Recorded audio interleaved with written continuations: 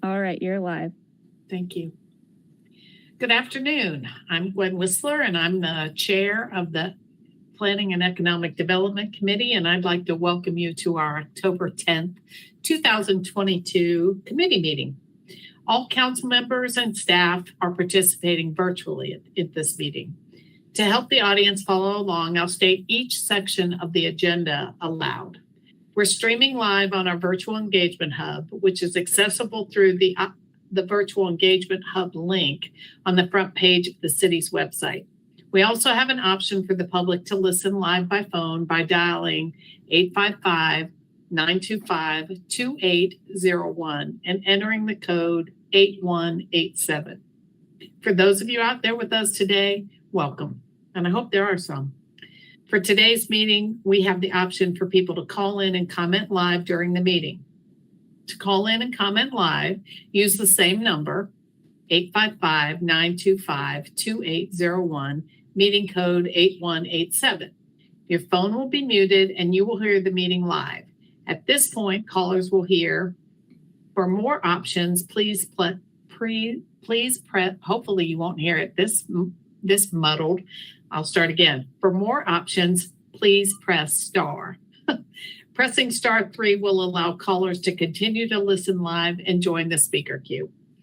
If you are watching the meeting through the live stream while you're listening to the meeting by phone, please be sure to turn down the volume on your device before speaking. Just remember to mute everyone participating, mute your phone when you're not speaking, and you can either raise your hand virtually or raise your hand on the video, and I'll recognize you. And also, just a reminder not to use the chat function while you're in the meeting. So roll call. I'll now go through and introduce the committee members and the staff who are participating virtually.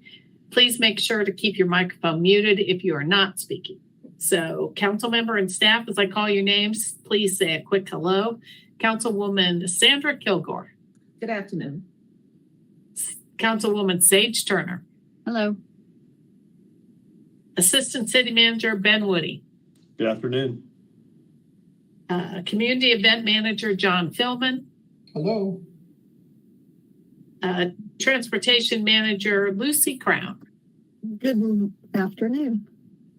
And Urban Planner 3, Alex Cole. Hi, everyone. Great. Okay, so the first item on the agenda is the approval of the minutes. Could I get a motion to approve the September minutes?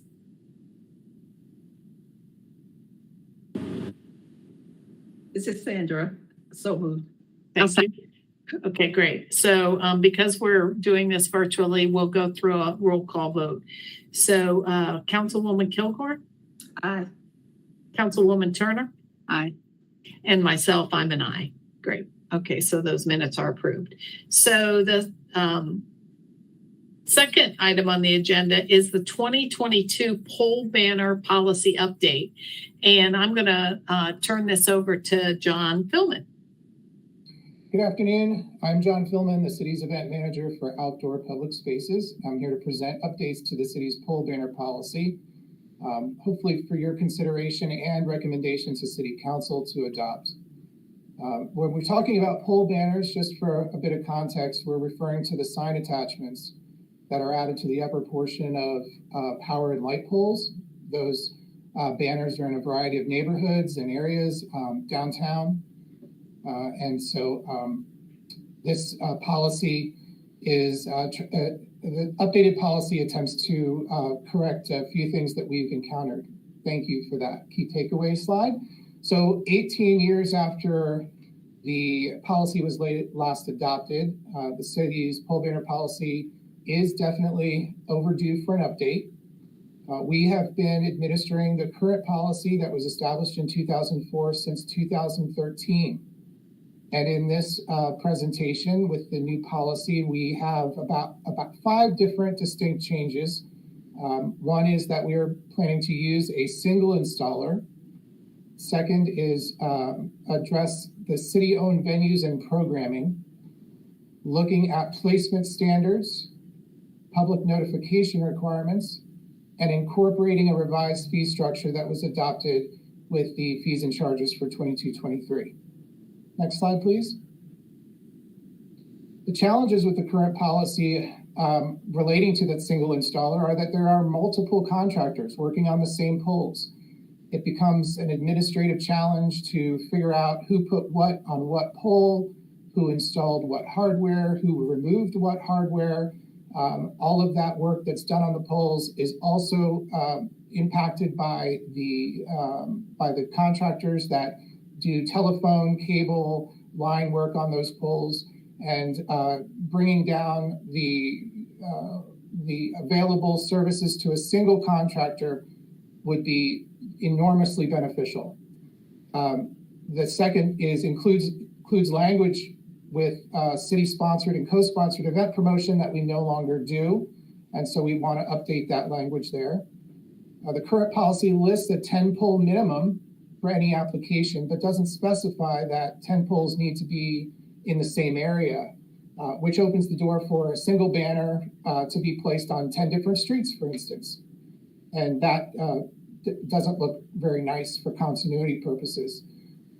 We also don't have any requirements for consult or coordination with neighborhood groups when neighborhood identification banners are installed. And that's an important update that we'd like to make. And lastly, of course, the fee changes that we made in this fiscal year are no longer in alignment with the current policy. Next slide, please. So the policy updates, we would want to contract with a single installer who also maintains records on hardware installs, banner placement, repairs, and maintenance. These hardware systems are overhead vehicles and pedestrians, and they need to be properly maintained and reviewed, and because they do present a potential public safety risk. The updates to city-owned venues and programming criteria for banner display includes first right of refusal for poles adjacent to city-owned entertainment facilities, and I'll share a little bit more about that in a moment. The third change is all viable poles within one block face must be used, so that will improve the continuity of our banner program. We want to add the public engagement requirements for neighborhood identification. Certainly we don't think that many neighborhoods would want people from outside of their neighborhood putting up a program in their neighborhood that hasn't received review by the neighborhood association. And the city becomes responsible for the purchase of hardware so that we can maintain the hardware on the poles to the appropriate standard. Next slide, please. So neighborhood ID pole banners. The slide shows the neighborhoods that currently have pole banners displayed. Lexington Avenue, River Arts District. Montford may not have those up any longer, but they were up earlier this year. Biltmore Village and Five Points neighborhood all have these programs, and we don't expect this policy will interrupt any of the current banners on display on this slide. Next slide, please. Other pole banners and events. Well, I'll start with the events first. And since we don't have any co-sponsored or sponsored events any longer, the only event banners we've had up as of late are the events that take place at Harris Cherokee Center, Asheville. We also have a banner program for Dig Local. They have 3 different banner images that are just placed around three different neighborhoods, but they only have a total of 10 poles, and so the poles are split up across these neighborhoods. In some cases, I think downtown has 1 or 2 poles used for their program. The other program was the Love Asheville Grove Business Alliance program, and that would still be a qualifying program with the endorsement of the Asheville Downtown Association or the Downtown Asheville Residential Neighbors. It would have to be a neighborhood association that they were part of, but they would certainly be able to continue. We don't believe Dig Local would still be able to continue unless they got the endorsement of the neighborhoods they were displayed in, and they had at least 10 poles on a single block or a 2-block face, however you can reach that number. Next slide, please. So we did comparison research. This has been ongoing project for our department, for community economic development, for planning, public works, transportation. We have had so many departments involved in reviewing and updating this policy. We've even had interns, and some of those staff have come and gone since we started the project, but we really feel like we're at the finish line here with a good final policy. Next slide, please. The fee comparison, we can see here that the current policy only charges $50 application fee, has no sign permit fee attached to it, charges a $10 per pole fee if the hardware is not installed by the person that's putting up the hardware. And it gets very complicated the way the former policy was, but the new policy will include the DSD sign permit fee and the hardware fee that we were going to charge back the customers for, since the city will be purchasing hardware. The customers still remain responsible for installation and banner production. Next slide, please. Special entertainment venue identification. So this is just an example of other cities that have venue identification banners. But we can skip through to the next slide, please, and show you that there are 6 venues that we are planning to have this special right-of-way use. One is the Civic Center, and that runs from along Haywood Street between Carter and College. The Art Museum would run between Eagle and South Market. I'm sorry.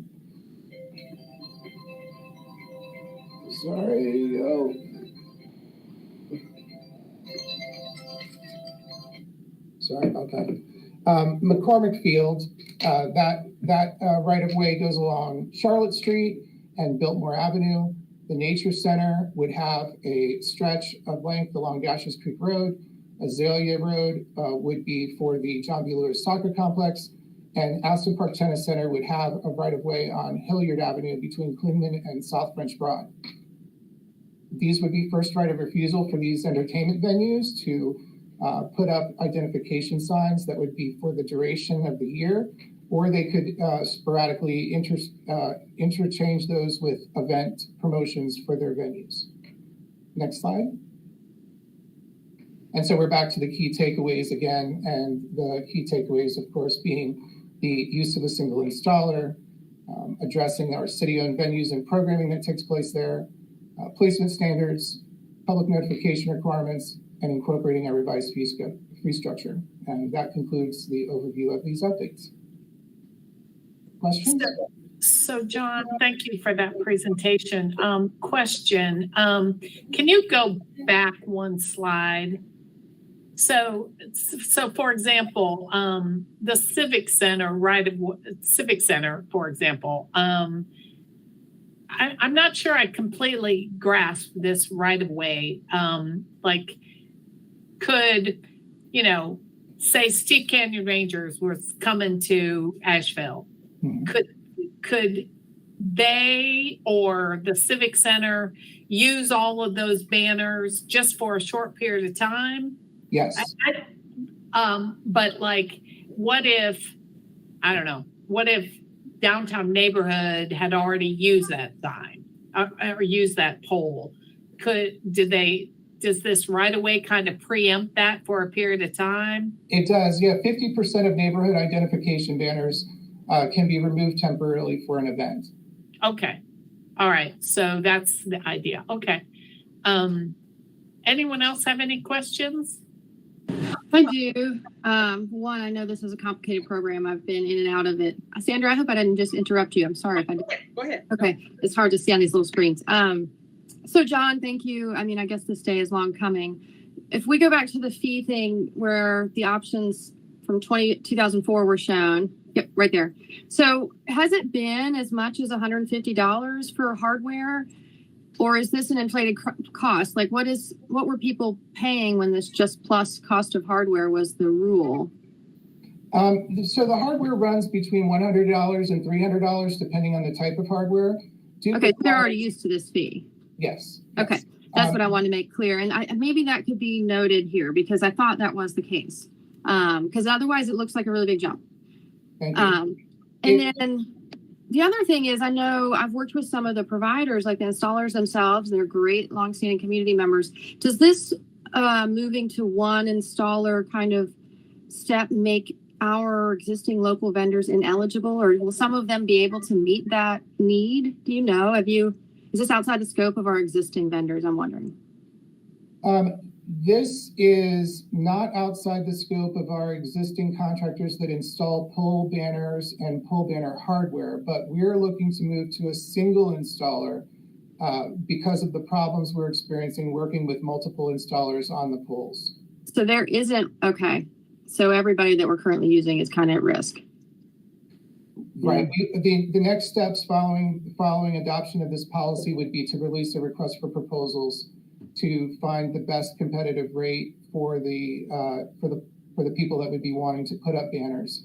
And then that single contractor would be maintaining a banner inventory, banner hardware inventory, conducting the routine inspections of the hardware, understanding the maps of the different poles that are there and what are available to use. What it gets away from are the different, what we found is that, with the current policy, how the person needs to have purchased the hardware or pay the $10 fee, everyone is looking to not purchase the hardware. And so we've been having trouble tracking who put up the hardware initially. Did it move from one pole to the other when another installer came out and found there was no hardware on the pole that their customer wanted? So did they move hardware from one pole to the next? And it's becoming very difficult for us to track who put what up on what pole when we're using multiple contractors. I guess I was just wondering if this, eroded our existing relationships. But I suppose if it's something they, cared about, maybe their business could expand to that level. Thank you. Sandra, did you have a question? Yes, I think I was reading something, John, where they were saying that basically you're not making money from this. So it says it takes about 3 years to pay for itself or whatever. What was that? Could you sort of elaborate on that? Was it the 3 years that we're going to keep the applications on file and then the incremental annual fee for the hardware? No, I think I was reading something where it was talking about that it wasn't really a large profit margin from this. And it said something about it takes up to 3 years for the cost to pay for itself or something. Maybe I'm mistaken. Well, it is that we intend to charge the hardware fee each year, even though the hardware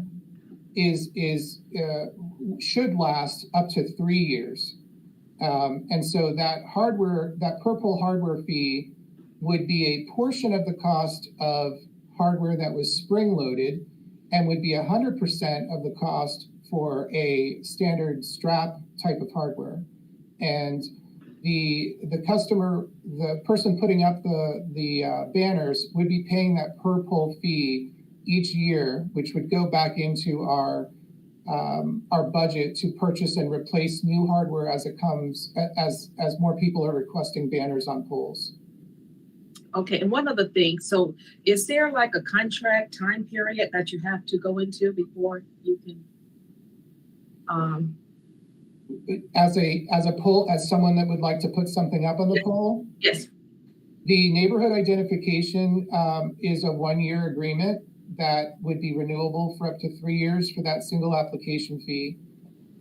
The DSD sign permit fee is every year, and the purple hardware fee is every year.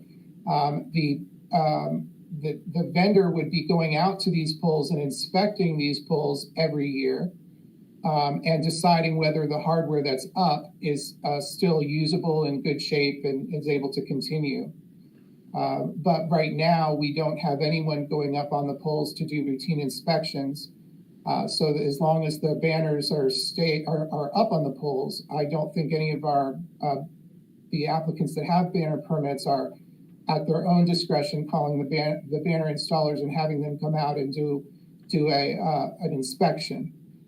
That's one of the things we need to incorporate into our service to ensure that the banners are not falling, or the hardware isn't falling. Like I drive through Biltmore Village quite a bit, and since the hurricane, which we didn't so much get much of, but a lot of the banners have blown completely off of the poles. And under this new policy, we would have a banner installer automatically going out there to reinstall the banners, and that would be at no additional expense to the customer, because this would just all be covered under our per pole annual hardware fee.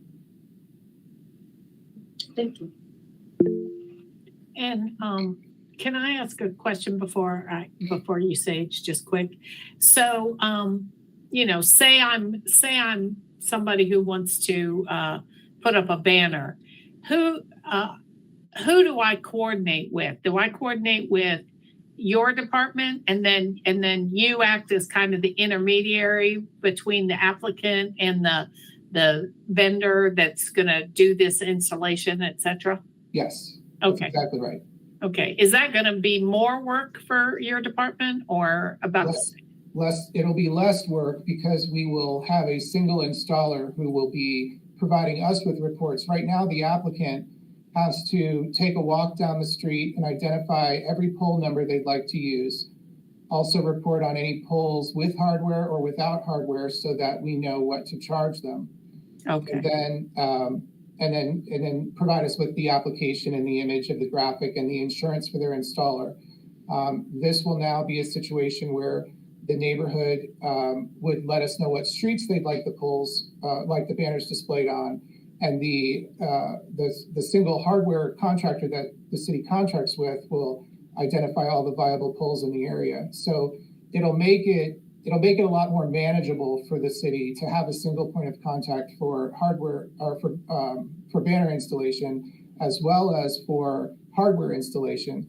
Because as it stands right now, we don't have a person responsible for qualifying the different types of hardware that people are using. Someone could say that they found this hardware online and it looks good enough. It says it's rated for 90-mile-an-hour wind loads, and we would say, okay, fine. That nothing is guaranteeing that that hardware is actually being purchased and put on those poles. It could be any hardware up on those poles, and because of these things being overhead, it's something we should have more attention to. Yeah. Okay. Sage? It's kind of a hot mess, some of those polls. Yeah. So since this is going to be something we're going to RFP and contract with, will there be any additional points or something we can do around minority and women-owned businesses? Oh, That's certainly, yes. built in. Yeah, our business inclusion policy will apply. Great. Okay. That's all right. Thank you. Okay. If I don't have any more questions, could I get a motion to move this forward, to approve this and move this forward to council? I'll move. Okay. Do I have a second? I'll second Sandra. Okay, great. So roll call vote. Sandra? Aye. Sage? Aye. And I'm an aye. Great. Thanks, John. Thank you. Okay, our next item on the agenda is Close the Gap. And Lucy Crown is with us to make this presentation.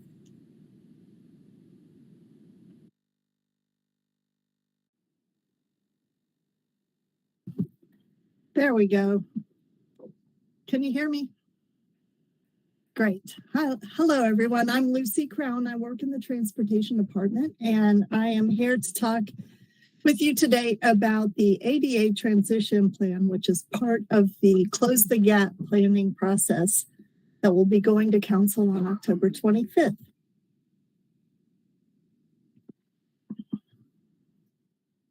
One second. I got it falling apart. Okay.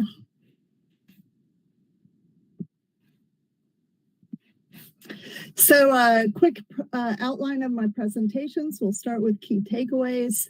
I'll give a brief overview of the Close the Gap, and then we'll dive deeper into the ADA transition plan and look at our current state of compliance and talk about next steps. Our key takeaways are that I have been here before. If it feels like deja vu, I was here in May, and I was talking about details of the GAP plan at that time, specifically the methodology that we used to get to our prioritization list, the public engagement that we did, and all of the other details of overall GAP plan. But today we'll be talking specifically about the A part of the GAP, the ADA transition plan, and the self-evaluation that's part of that. ADA compliance is federally mandated. Whether we have an ADA transition plan or not, we are held responsible for making our city as ADA accessible as we possibly can. And an ADA transition plan helps with that a lot. It helps provide an action plan for prioritized recommendations, policies, and projects to improve ADA accessibility. The implementation schedule is based on a 5-year forecast of city maintenance work, including capital projects and reporting of our other partners and agencies in the Asheville area, including the DOT and private development. And the ADA Transition Action Plan includes comprehensive recommendations to improve the methods, practices, and communications and transparency of the ADA improvements.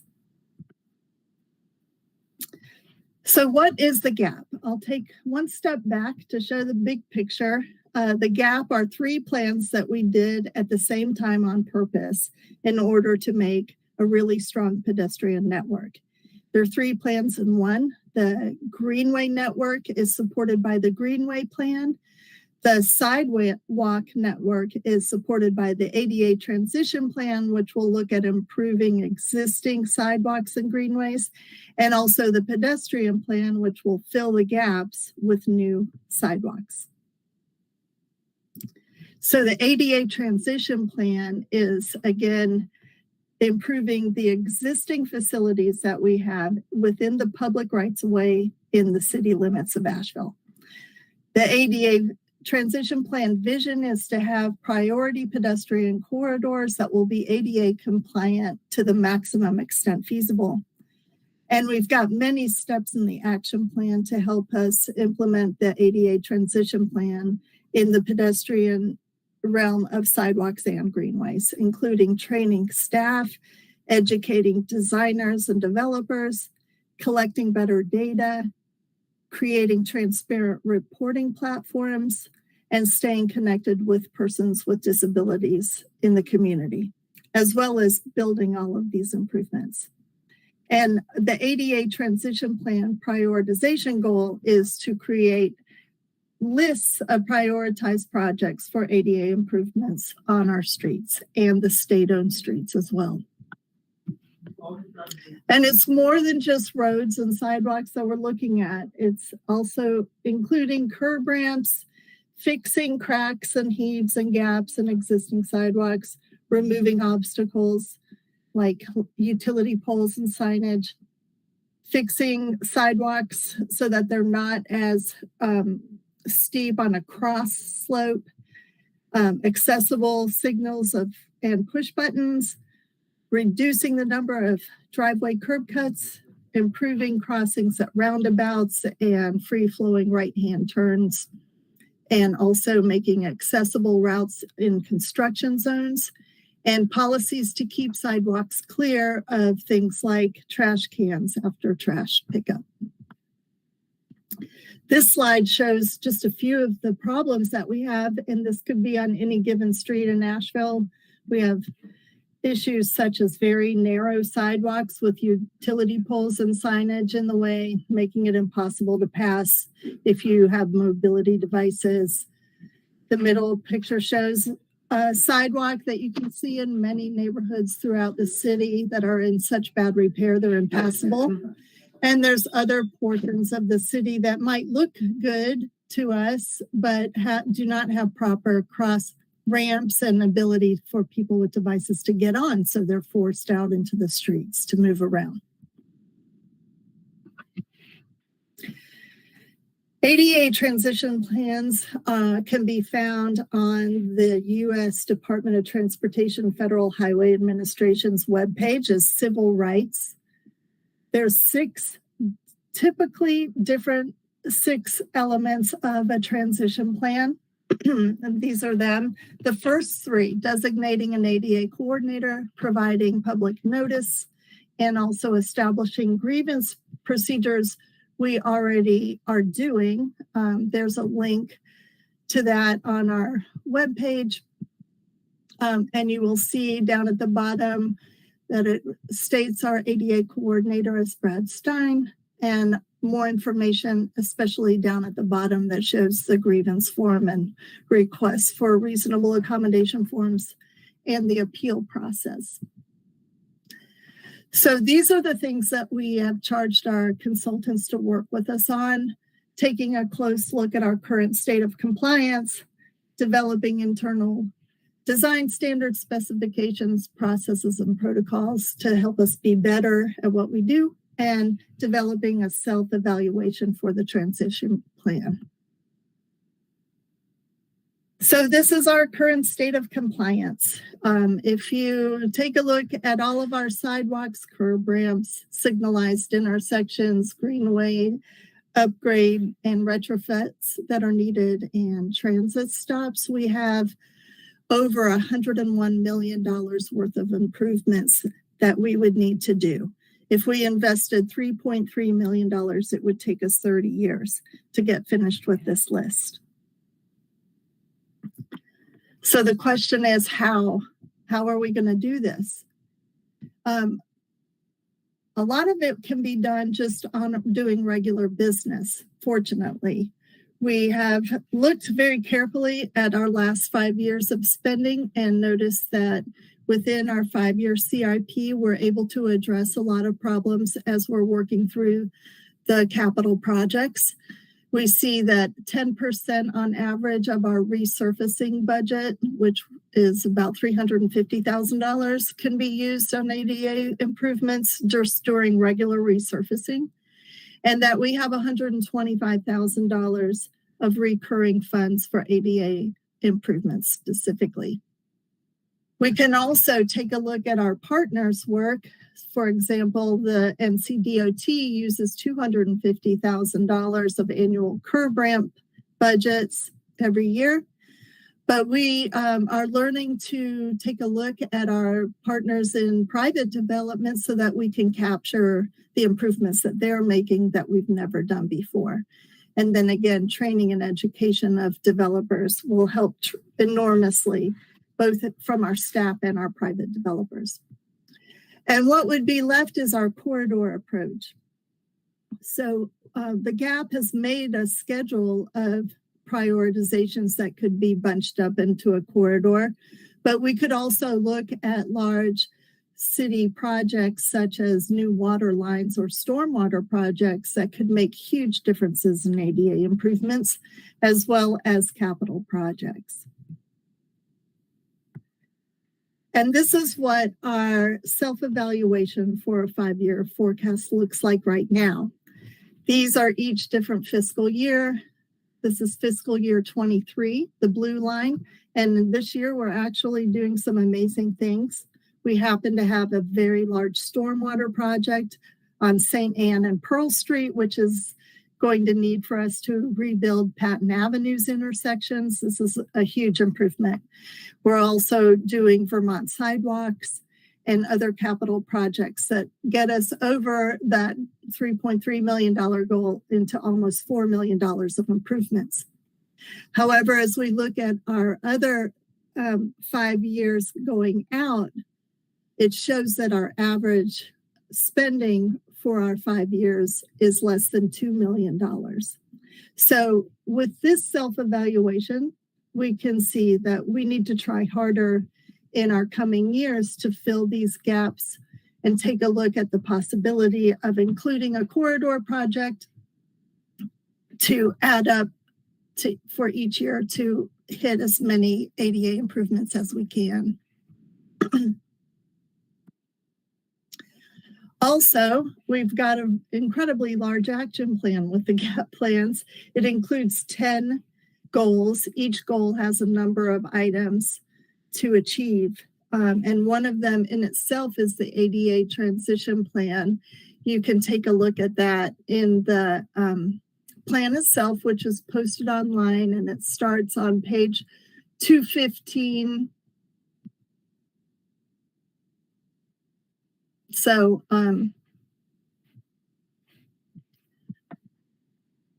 the tables start on page 204 or 216 from the posted plan, and table 3 is exactly dedicated to ADA improvements.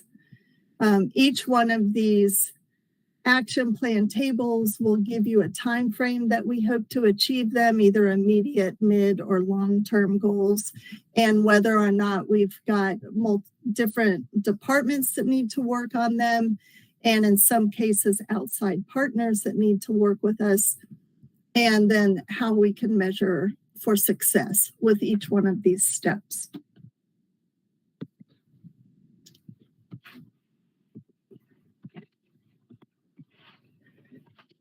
But our goal is to get to the finish line first. Our first step is to get the GAP adopted, and then we will begin our implementation. And one of the biggest ones will be creating a GIS layer that will really assess our current ADA situation. And the Public Works GIS department is luckily already planning to work on that. So this is a big win for the GAP plan. And I'm sure that by the end of this year, when we're doing our next annual ADA self-evaluation, that we will have adjusted numbers of the limits of improvements. And though it could be more than we're reporting, it will most likely be in better shape than we are.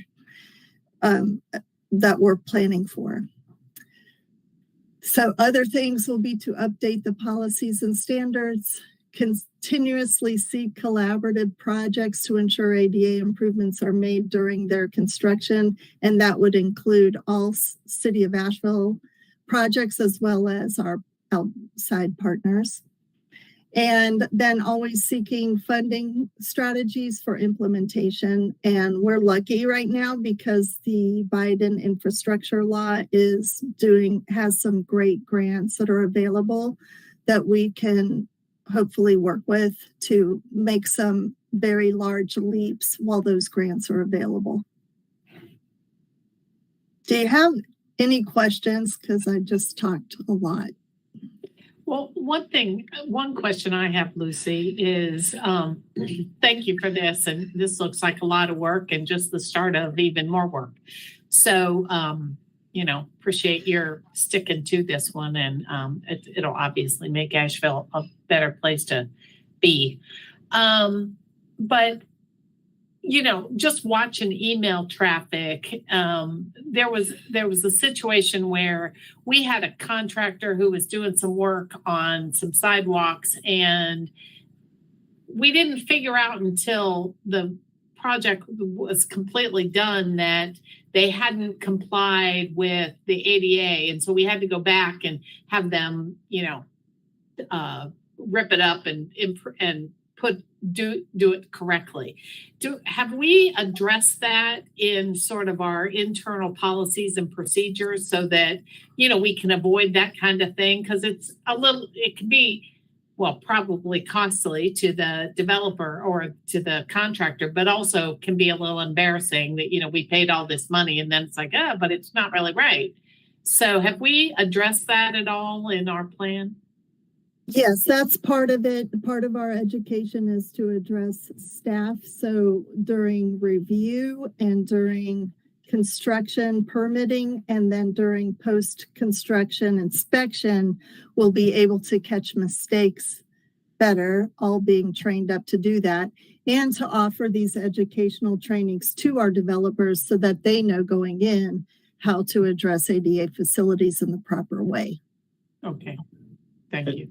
Hey, Lucy, if I can add real quick to just reiterate what Lucy's saying, I think a lot of times with ADA ramps, when the plans are drawn up, the design professional will just use what's called a standard detail, which doesn't always take into account the unique topography and conditions that we have in Asheville. So to reiterate what Lucy said, there's a group that's working on trying to make sure we have more site-specific specificity included in the plans. So then when the contractor goes to build it, they have a better blueprint, so to speak, to follow so it can be built correctly. So I think some of that's just getting the right information up front and taking into consideration kind of the unique topography and challenges we have here in Asheville. Okay, all right, that makes sense. All right, do we have any other questions, Sage? I do. Thank you, Lucy. It's nice to see Hi, you. Sage. You too. I've done a bunch of the walkability studies with the Downtown Association, and I'm just downtown a lot. And I'll never forget the first time I saw a wheelchair operating and rolling in the traffic lane instead of the sidewalk.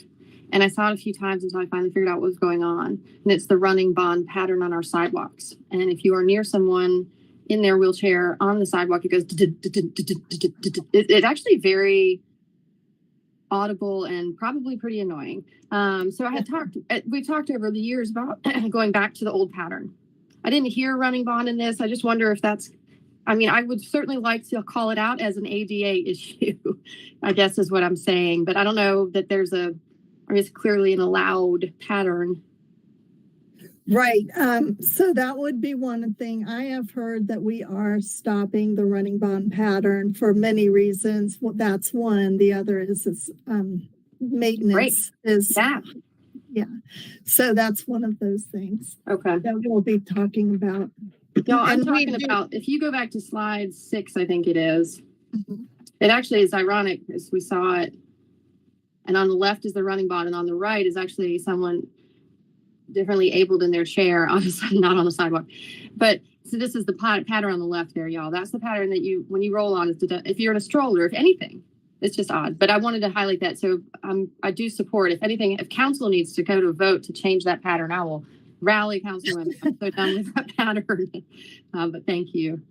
Thank you. Yeah, we have in the GAP plan, we have improvements to the specification and design manual and also the UDO. And I'm fairly sure that running bond is there. And if it's not, it's because it was already ixnayed from our designs. Any other questions? All right. I would entertain a motion to approve this work and to forward it to City Council for adoption. I'll second. Okay. I'll move if that wasn't, I couldn't tell. That's Yeah. fine. So I'll do a roll call vote. Councilwoman Kilgore? Aye. Councilwoman Turner? Aye. And I'm an aye also. So with that, Lucy, we thank you very much for all this hard work and the future work. And we'll go ahead and move that forward to City Council. And I think you said it was not this coming meeting, but the next meeting. It'll go October 26th, right? That's right. I'll see you on the 25th. Very good. Thank you. Thank you. Bye-bye. Aye. And so the next item on the agenda is the African American Heritage Resources Survey. And with that, I'm going to turn it over to Alex Cole. Welcome, Alex. Oh, thank you, Chair Whistler. Nice to see all of you. I appreciate your time today. My name is Alex Cole. I'm a planner with the Planning and Urban Design Department, and I manage our historic preservation program. So I'm excited to be here today to just give you some brief updates on some work that we recently completed. Jenna, do you mind going to the next slide? So just real quickly, some key takeaways for this particular project. We started engaging the community back in 2018 to specifically look at historic resources in our historically African American neighborhoods. This was in part because you can look at our GIS data and see where we are lacking in surveyed resources in the city. And it was clear that our historically Black neighborhoods had been omitted from previous survey efforts. So we oftentimes are looking at neighborhoods specifically or like a very specific geographic area, but at this point in time, we're kind of taking a step back and looking citywide at where we needed to go to provide more equitable services through our historic preservation program. So, so this is a first phase in our effort to document historic resources in our African American neighborhoods. Our program has, pretty limited resources as far as funding. Sorry, speaking of cats.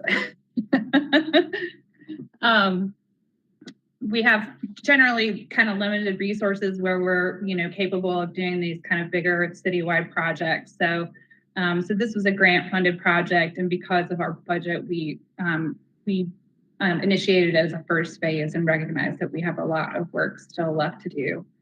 Let's see. So, one of the deliverables of a survey project is the survey report. So this particular project resulted in a really detailed historical narrative of African American life in Asheville over the course of our history. And there's a link later in a later slide to the survey report, and of course we'll publish it on our website, etc., press releases. But encourage everyone to read it. It's a really well written report.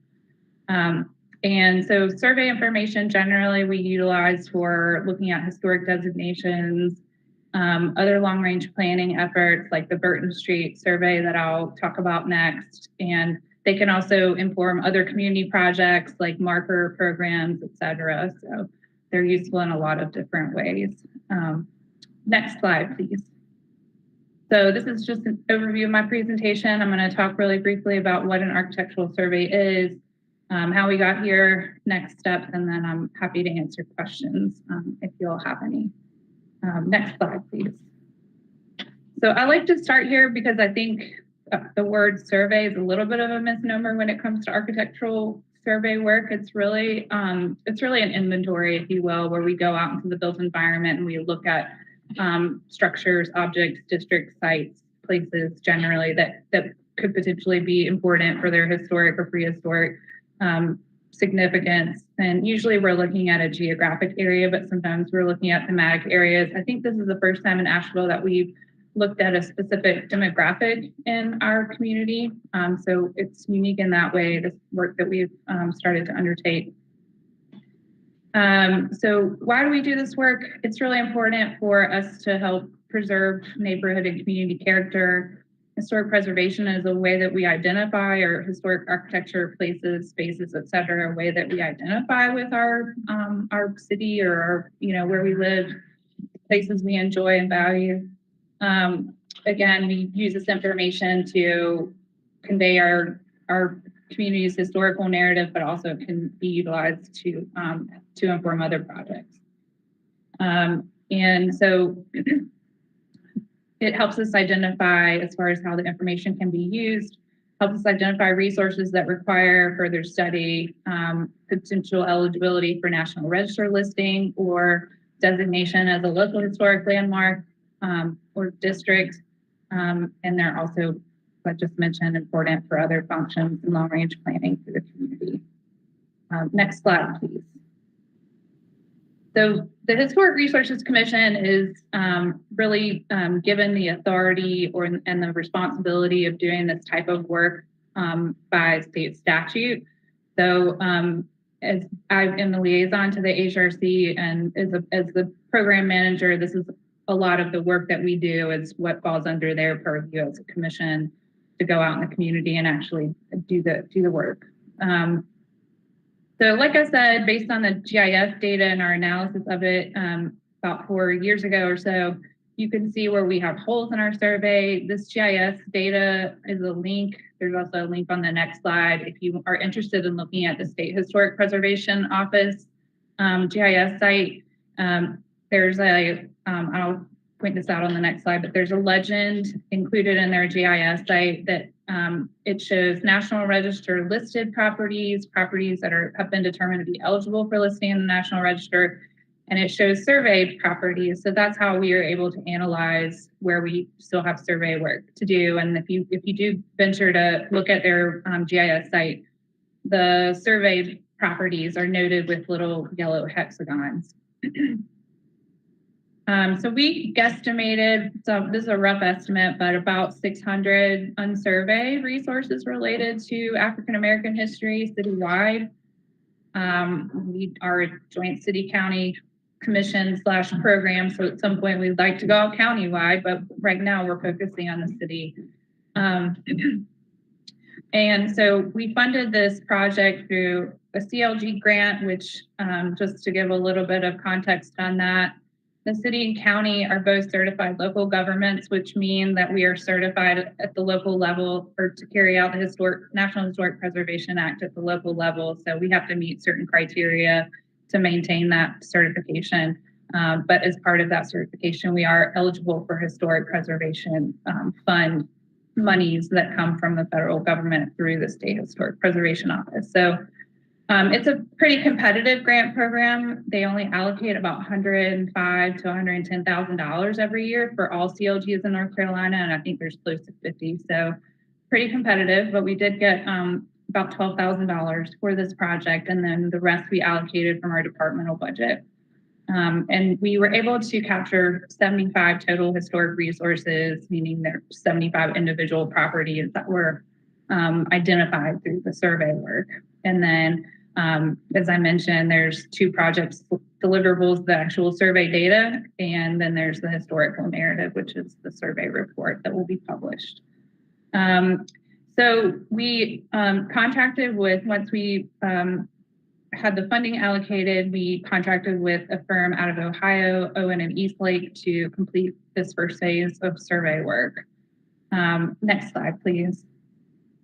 And this is, again, it's kind of hard to like zoom in and fit it on a slide, but I kind of wanted to give you a snapshot of what the State Historic Preservation Office's GIS site looks like. So it's you can kind of see if you go on there, like I said, where the yellow little hexagons are and where they have not been surveyed. And the yellow hexagons that have the black dots on them are all resources that we've lost. You can see, like in particular, East End, where we've lost some resources. So that's part of why this work is important, to help us understand where we're losing resources too. Next slide, please. So we received the draft survey report back in 2019. Unfortunately, we felt like the survey report was not to the standard that we had hoped for. So we decided to go back to the drawing board, and we actually decided to contract with a local preservation consultant, Acme Preservation Services, back in 2020 to revise the report. And it needed pretty substantial revisions. So it took a while to get all of that done, and it was a fairly complex job that that consultant had to do to basically rewrite the report to the degree possible. And it came out in a much better form than what we started with. So we're really excited to be finally crossing the finish line with this project. So we have reviewed the final report, and we're ready to publish it. And then also the survey data is currently being mapped by the state staff to add to their GIS database. Next slide, please. So again, we're working on a press release. Will go out for this next week, and then we obviously are publishing the report, and that is a link to the report if you would like to read it. And then the next step beyond that is to figure out where we want to go next with completing more architectural survey. We had hoped to have that identified as part of the survey product that we got for this project, but it didn't happen that way. So I think we can internally probably pretty easily understand where there's some neighborhoods that might make sense to survey next. And then we'll, as part of that, explore grant opportunities to help us fund the future phases of survey work, so we can hopefully get to the rest of the city and move all of the survey work along. So next slide, please. So again, this is just a summary of my key takeaways that I went over at the beginning. I'm happy to either go back through any of those or answer any questions that you all might have. Do any council members have any questions? Sandra, you're on mute. Yes, could you go back to the slide where you're showing that what was going on in East End, the blue, you're showing the yellow hexagons and, yeah, okay. Could you please, I couldn't quite hear you when you were talking about blue and what that represented in East End? So you can see the East End kind of right there to the right of downtown, and the yellow dots that have been surveyed that have the little black dot on them, those are resources that are considered gone, like basically they've been demolished. Okay. So you can see not all, certainly this does not capture what we lost before we started doing survey work, which was like late 70s, early 80s is when we started doing survey work. Okay. Yeah, it definitely doesn't capture anything that was lost, like urban renewal or any of that. It's just more recent things we've lost.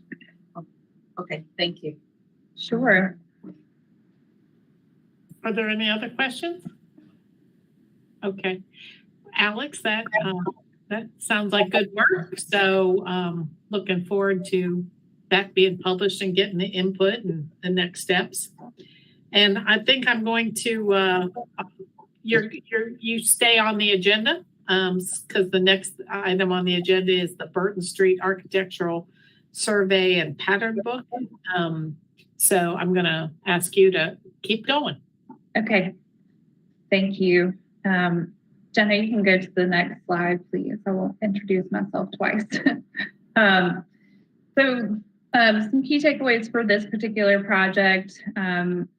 Various city staff have been working really closely with the Burton Street Community Association over the past while to help them implement their neighborhood plan, and which outlines some goals and strategies related to preserving neighborhood character.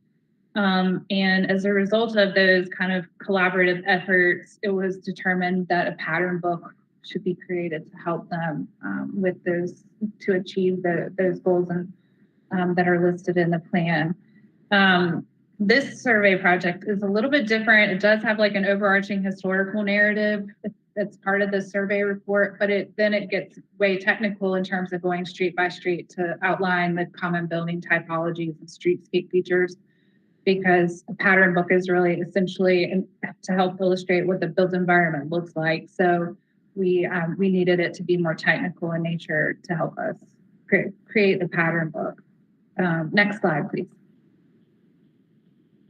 So I'm going to give a little background, brief timeline, and some next steps, and then I'm happy to answer questions about this project as well. Next slide. So as part of the I-26 connector project, the DOT worked with, and the city worked with the community association to create their neighborhood plan, which was approved by council back in 2018. It's been communicated to us over that amount of time that they have experienced some insensitive infill development in recent years in the neighborhood. The plan does include goals to try to, and strategies to try to mitigate insensitive infill. And this is specifically coming from the text of their plan as far as supporting design standards and policies that aim to preserve or enhance neighborhood character, such as community design recommendations and or a neighborhood conservation overlay. Next slide, please. This slide just has some examples of some of the infill that's occurring in the neighborhood. And again, obviously this is not commentary on aesthetics or anybody's preference for architecture or any particular style. These are just noted newer construction projects to illustrate what is happening in this neighborhood. Next slide, please. And these are some images of some of the common building types in this neighborhood. There's neoclassical revival, craftsman, and then there's a lot of later ranch houses, ranch style houses. Next slide, please. So we partnered with the community association to complete an updated architectural survey. This neighborhood has been surveyed multiple times because of its proximity to the I-26, I-240 corridor, because they're always having to do environmental impact analysis for neighborhoods impacted by federal and state transportation projects. So But we really wanted to make sure that this particular report, again, illustrated the building typologies that we needed to help illustrate. There's a link on this slide too to a website called My Chat House. This is a great example of a digital platform that Chattanooga created that helps, it's basically a digital pattern book. So that's what we're trying to accomplish for the neighborhood, ultimately to help communicate out and inform potential developers in this neighborhood of the neighborhood history and what the built environment historically has looked like there. I think important part of that is really conveying the historic important with what's meaningful to the neighborhood as far as their historic character, to make sure that information is made aware. So the Community Association actually had some grant funding from the county that they donated to us in the amount of $4,000, and then we estimated we could accomplish this survey for about $6,000. So next slide, please. And this is just a screenshot of one of the pages on My Chat House to give you an example of how they communicate kind of visually. It's got, text content, but also visual elements to help communicate what different architectural features a given style might have, what, particular historic narrative or story about the neighborhood could be included too. So I think it's going to be a really, really neat tool once we get it done. We have never done a pattern book before. And traditional pattern books that are printed tend to range around $60,000 to $80,000 we found. So we are trying to potentially do this ourselves, assuming we can get staffed up in my department in the near future. Next slide, please. So just to give a recap on our timeline, we issued the RFP back in April of 2021. We contracted with SNME in a few months later, which we felt fortunate because they are a big company and they were able to accommodate this tiny budget for this project. And so we got the draft survey report a little earlier this year, and then we've just been working out the final report details over the summer. And now we're just trying to figure out when we can start working on the pattern book, which again is really just a staffing thing, I think, at this stage. Next slide, please. So same with the African American Heritage Resource Survey. We will do a press release that will come out in a couple of weeks, and then the survey report will be published. So we'll work on the pattern book, and then we'll also try to do some engagement efforts around the pattern book so we can make sure, obviously we're talking about single family residential development. So we're not, our avenues to get people to kind of look at this pattern book are sort of limited, although Ben's given me some good ideas on how we might get this out to folks, including getting it to real estate brokers and some smaller developers. But I'm sorry if there's a noise in the background. My cats again interrupting the show. But I think I just had a repeat of my key takeaways on the next slide, please, Jenna. And then I'm just happy to answer questions if anyone has any about this particular project. Okay, I would, thanks, Alex, for all the reports. I looked through the reports, and I tell you, I've learned a lot, and there's something that's definitely needed. And it felt like it brought a lot of things, together, whereas, with everything that's being sort of scattered around, but it brought it all in one place. But the one thing I'm sort of questioning, when you were talking about basically with the insensitivity of the infield and trying to sort of actually, are you trying to sort of bridge, I'm bringing the construction or architectural designs of what they're doing now, and you're trying to make it compatible with what was there? That's the whole goal in this, or? I think so. I think we're just trying to convey, again, the historic narrative of the neighborhood out to people that might be moving into that neighborhood. I think that's an important part of this that might get lost in talking about buildings as far as architectural survey. Certainly, it's not like we have the tools necessarily to kind of combat gentrification on all fronts, but I think having an appreciation for the neighborhood you're moving into kind of helps people like kind of cohese around their neighborhood culture, if you will. But I think, yeah, there's certainly a part of this where we're trying to say, hey, developer, look at the historic, building types and consider that this is the historic character, because that's really what the neighborhood identified in their plan. And I should go back, and I'm glad you asked this question, because we are pretty limited in our tools that we have to regulate single family design. It's really limited to like really a historic preservation overlay, but that may have cons for some of our neighborhoods that are unintended consequences, like higher cost to improve your house, or additional permit fees, or things like that may be unwanted. So the two ways that we looked at this were trying to kind of get creative, like with the pattern book, we can at least illustrate, hey, this is what our neighborhood looked like, and we ask you to consider this, and when you're designing new buildings in our neighborhood, but it doesn't restrict anything. So. And the reason I was concerned about that, because I do know in most of the African American communities, basically their concern, and I'm just wondering, is there any regulations that sort of maybe that can be used? Because what they're concerned about, and I realize they have to go up in order to be it because of the, because of the limited land and whatever, so for space, you have to go up. But most of the time, that's what they're concerned about, the different heights that it sort of throws the neighborhood balance off. And I was just wondering, is there any conversation being had concerning regulating the height of some of these units being put in these residential neighborhoods?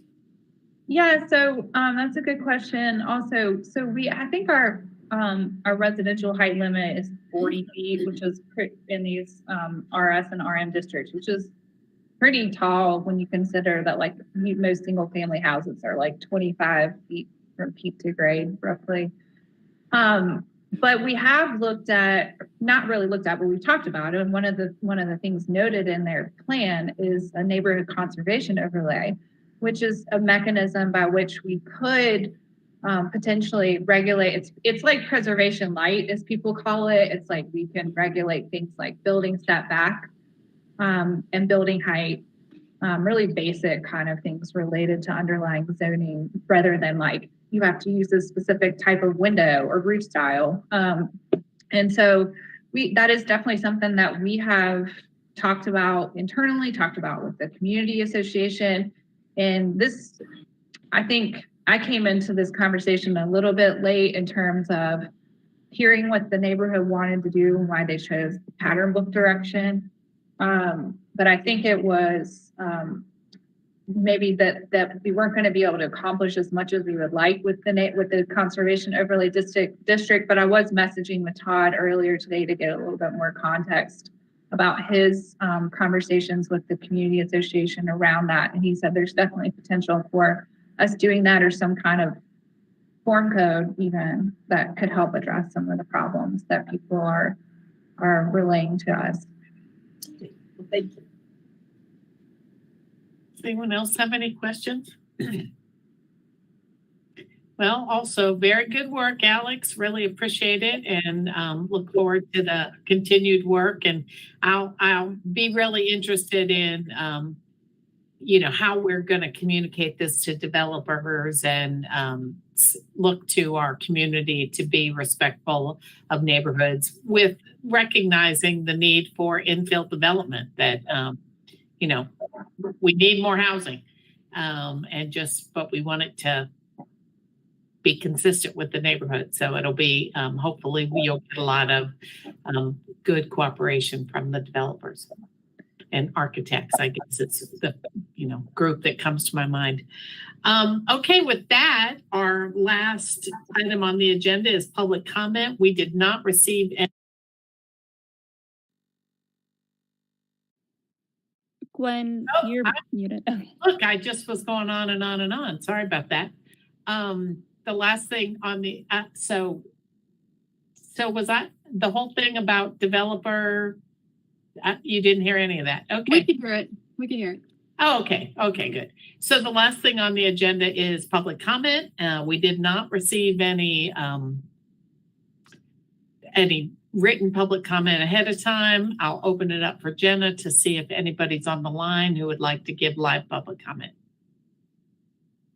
There's no one in the queue. I'm hating that. All right. Well, with that, it's not that they weren't great presentations and we could have used some public input, but apparently not today. But with that, I will adjourn this meeting and see you all tomorrow at the city council meeting. Hey, just a second, everybody, just in case this is your last PED meeting, Madam Chair, how long have you been chairing and being on this committee? 9 years. I actually think I was on it my entire tenure. I think I was put on it. I'll have to go back and look, but I'm pretty sure it was when I first got elected. So that would be 9 years. That's incredible. Thank you. Because I mean, I definitely remember implementing the first Luigi. Wow. Yeah. And you know, the whole idea of it was like so bizarre and so new, and we were floundering around trying to figure it out. But yeah, I mean, I was definitely on PED when that first got implemented. So it's been a minute, as my Southern friends say. It's been a minute. I hope that in December, January, February, March, whatever, you'll follow up and be our first public commenter. Maybe I will. Maybe I'll start doing that. Just, maybe encourage some public comment. I wish more people were listening to these because there's always great content. But truly, Gwen, thank you. That's a long commitment to a particular board and committee. Thank you very much too, Gwen. Yeah, thank you. I appreciate it. It's been enjoyable. All right. That We'll was see you tomorrow. adjourned. Thanks. Thank you.